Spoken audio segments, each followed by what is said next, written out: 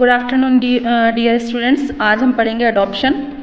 Adoption word कहाँ से आया है? हमारा एक एक्ट है Hindu adoption and maintenance act 1956।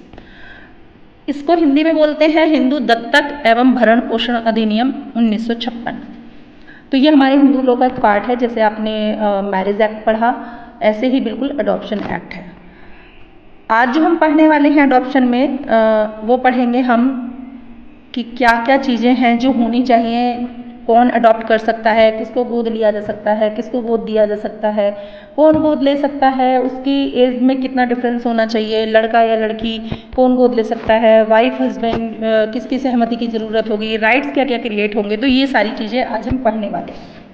सबसे पहले आपको ये जानना बहुत ज़रूरी है कि ये जब लॉ बने हैं हमारे 1956 में, तो उससे पहले क्या कंडीशन रही होंगी। तो सबसे पहले ये जानिए कि जब भी हमारे लॉ बनते हैं, इसका मतलब ये है कि पहले से समाज में वो चीज़ें चल रही हैं और उन्हीं चीज़ों को हमने कोडिफाइड कर दिया है। ऐसे लॉ बनते हैं, यानी समाज में जो प्रचलित होती हैं चीज़ें वही हमारी कानून के रूप में आती हैं।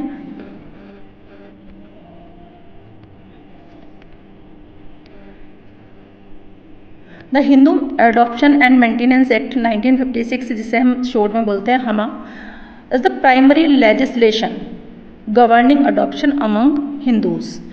हिंदूज में कौन कौन सी कम्युनिटी आती है? हिंदूज तो हैं ही, पर उसके अलावा बुद्धिस्ट हैं, जैन हैं, सिख हैं, ये सारे भी हमारे हिंदू लॉ से गवर्न होते हैं। इसका मतलब ये है कि जो भी हमारा ये Hindu adoption and maintenance act है, इसमें ये जितनी कम्युनिटी हैं, बुद्धिस्ट हैं, जैन हैं, सिख हैं, ये सब भी गवर्न होंगे अगर कोई बच्चा गोद लेते हैं या गोद देते हैं। सॉरी, हमारा जो ये एक्ट है बेयर एक्ट, इसमें 3 चैप्टर हैं। फर्स्ट चैप्टर में इसको डिफाइन किया गया है, परिभाषाएं दी गई हैं, उसके इफेक्ट बताए गए हैं। सेकंड चैप्टर जो मोस्ट इम्पोर्टेंट चैप्टर है, जिसमें सारी चीज़ें बताई गई हैं, सेक्शन 5 to 17। सारे जो हमारे कंप्लीट सेक्शन हैं वो 30 हैं, और 5 से 17 तक यानी सेक्शन 5 यानी धारा 5 से धारा 17 तक ये बताया गया है कि कौन गोद ले सकता है, कौन गोद दे सकता है, किसको गोद लिया जा सकता है, उसके लिए क्या क्या कंडीशंस होंगी, फिर गोद लेने के बाद उस बच्चे के राइट्स कहाँ कहाँ पर होंगे। ये सारी चीज़ें इसमें बताई गई हैं।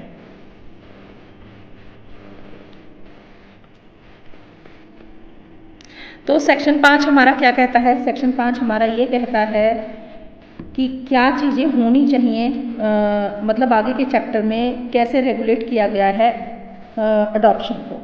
तो अडॉप्शन बेसिकली सिर्फ सेक्शन 5 में इतना ही बताता है कि आगे के चैप्टर में क्या चीज़ें बताई गई हैं, यानी कंडीशंस क्या बताई गई हैं। तो सेक्शन 6 हमारा मोर इम्पोर्टेंट, यानी 6 से शुरू होता है कि क्या क्या कंडीशंस होंगी, गोद लिए जाने वाले बच्चे के लिए क्या क्या चीज़ें होंगी जो आपको फुलफिल करनी होंगी।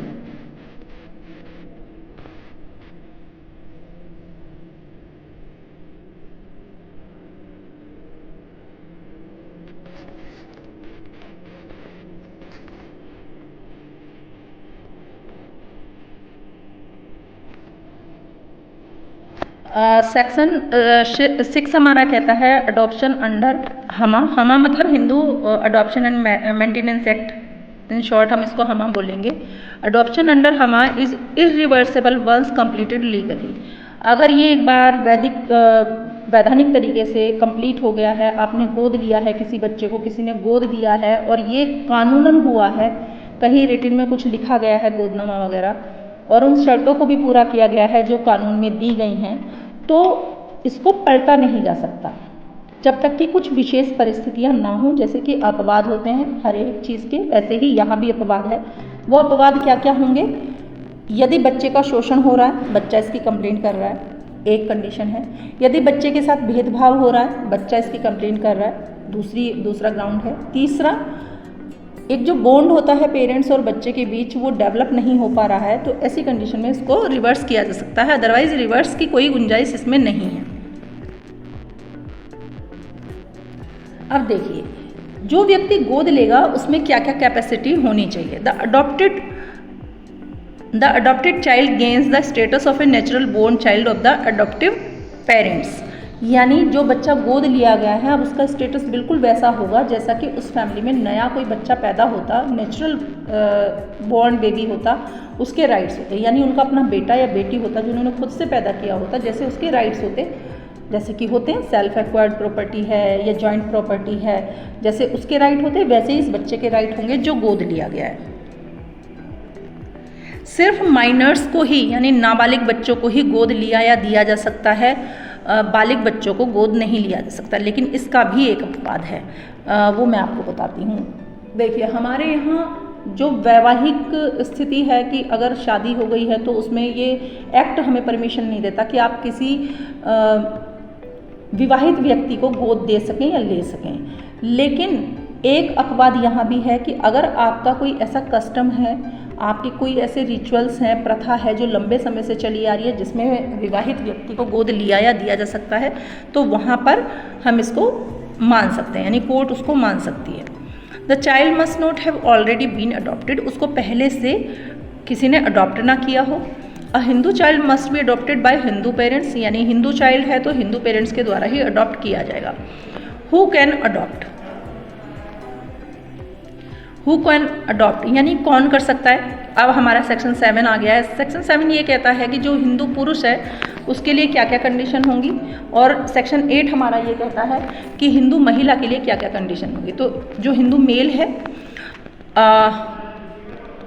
साउंड माइंड होना चाहिए, अनसाउंड माइंड नहीं होना चाहिए। दूसरा वो बालिग हो। अब एक तीसरी और चीज़ है कि उसकी उम्र 21 साल हो। ये हमारा जब अमेंडमेंट हुआ 2010 में, जो पर्सनल लॉज में अमेंडमेंट हुए उसमें ये बात कही गई कि 18 साल नहीं माना जाएगा, उसकी उम्र में लगभग 21 साल का डिफरेंस होना चाहिए। जो बच्चा गोद लिया जा रहा है वो 21 साल छोटा होना चाहिए।